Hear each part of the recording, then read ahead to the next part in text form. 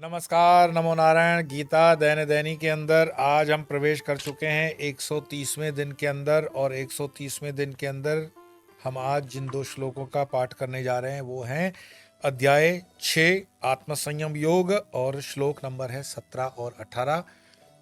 साधकों के लिए ये श्लोक बहुत इंपॉर्टेंट है, ध्यान देंगे। युक्ताहार विहारस्य युक्तचेष्टस्य कर्मसु युक्त स्वप्नावबोधस्य योगो भवति दुःखः यदा विनीयतं चित्तम् आत्मन्येवावतिष्ठते निःस्पृहः सर्वकामेभ्यो युक्त इत्युच्यते तदा। यह दुखों का नाश करने वाला योग तो युक्त योग साधना के साधक, आहार विहार करने वाले का, कर्मों में युक्त चेष्टा करने वाले का और युक्त सोने तथा जागने वाले का ही सिद्ध होता है। भगवान श्री कृष्ण कहते हैं कि युक्त आहार, खाना पीना सोना बिल्कुल बैलेंस। पहले आसन बताया, उसके पहले पहले मन इंद्रियों के विषय में आ गए। अब बता रहे हैं कि एवरीथिंग मस्ट बी बैलेंस। विशेष रूप से वश में किया हुआ चित्त, कल हमने चित्त के विषय में पढ़े थे 5 प्रकार, कल के श्लोकों में था। तो विशेष रूप से वश में किया हुआ चित्त जिस काल में आत्मा में ही भलीभांति स्थित हो जाता है, उस काल में सभी भोगों की चाह से रहित हुआ पुरुष युक्त है, ऐसा कहा जाता है। युक्त पर बहुत बार दिया है। युक्त आहार विहारस्य मतलब टोटल बैलेंस, कुछ भी ज्यादा नहीं कम नहीं। अब ये है कि जो नियमित आहार विहार करता है, कर्मों में भी उसकी उपयुक्त चेष्टा है, और जो नियमित रूप से ही सोता जागता है उसे ये दुखारी योग सिद्ध होता है। वैसे आसान नहीं है, पर ऐसा करने से हो जाएगा। तो प्रश्न ये है कि ऊपर योग सिद्धि का जैसे नियम बताया, उससे विपरीत करने से योग दुखदाई हो जाएगा। सीधी सी बात है। जो नियम है उन नियमों के उल्टे चलोगे तो दुख ही पाओगे। इसलिए जो नियम से योग करते हैं उन्हें वह सुख देने वाला होता है, और जो अनियम से करते हैं वह उन्हें दुख देने वाला होता है।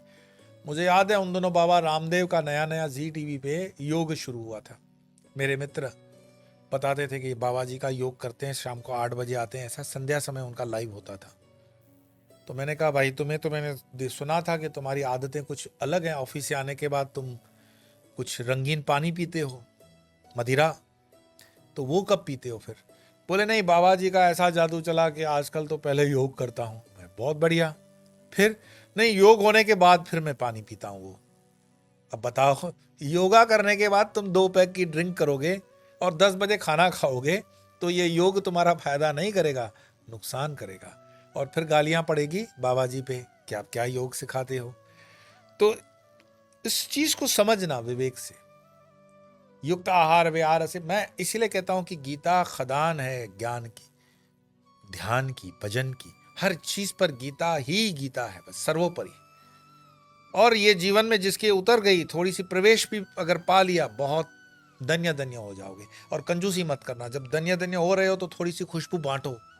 जैसे हम परफ्यूम लगाते हैं तो कैसे परफ्यूम खुद के लिए थोड़ी लगाते हैं, खुद के लिए लगनी होती तो थोड़ी सी नाक के पास रुई लगा लेते तो इनफ थी। हम तो इम्प्रेस करने के लिए कि अड़ोस पड़ोस वाला भी कहे कि आज कौन सी शैनल की लगाई है, क्या बहुत अच्छी खुशबू आ रही है।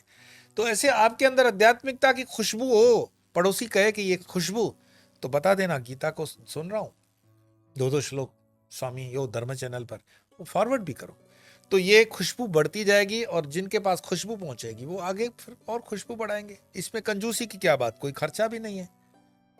तो ये काम इतना तो कर ही सकते हैं।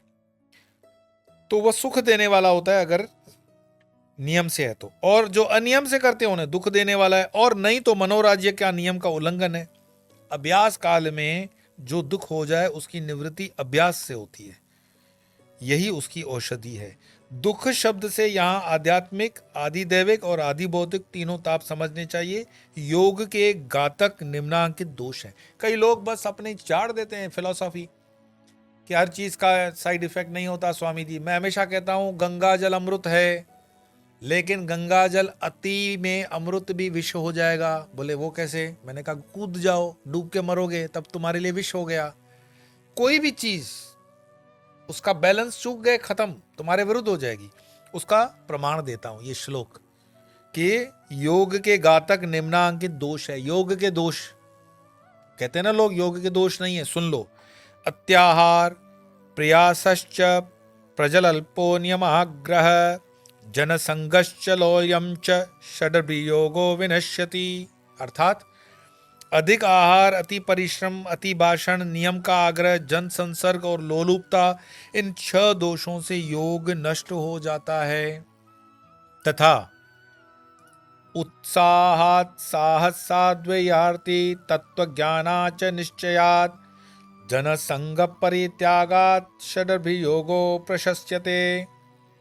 उत्साह, साहस, धैर्य, तत्वज्ञान, निश्चय और जन संसर्ग का त्याग, इन 6 गुणों से योग प्रशंस होता है।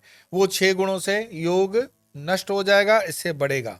कौन सा? उत्साह, साहस, धैर्य, तत्वज्ञान, निश्चय और जन संसर्ग का त्याग। तो अगले श्लोक में योगी का स्वरूप बतलाते हैं। इसी श्लोक में आगे वाला कौन सा श्लोक था? यदा विनयतम चित्तम आत्मन्येवावतिष्ठते निस्पृह सर्वकामेभ्यो युक्त इत्युच्यते तदा।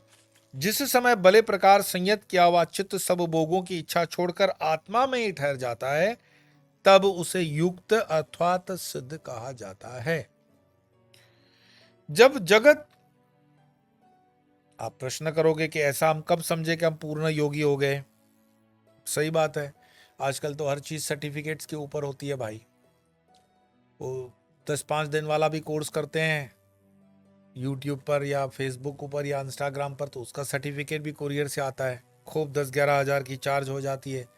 पता नहीं वर्चुअल आसन कैसे देखते हैं, समझते हैं, और वर्चुअली वो सर्टिफिकेट आ जाता है।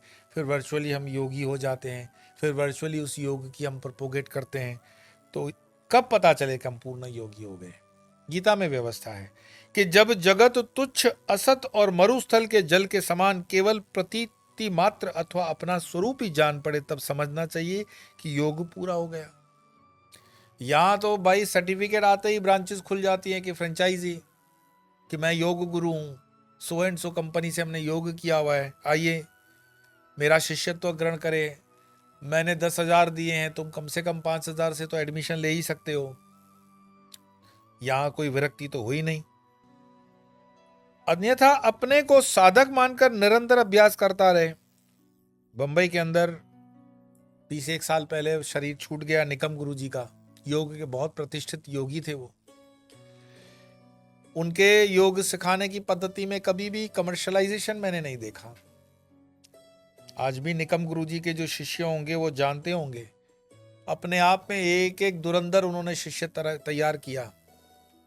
लेकिन क्या होता है कि गुरु की जो औरा होती है, उसके बाद शिष्य उस औरा के जब पैदा नहीं होते हैं, और वो नहीं होते हैं क्योंकि गुरु गुरु है, लेकिन हाँ उसकी परंपरा का निर्वाह करने के लिए शिष्य जो होते हैं वो एकत्र होकर के वो कार्य कर सकते हैं और उस आभा को आगे ले जा सकते हैं।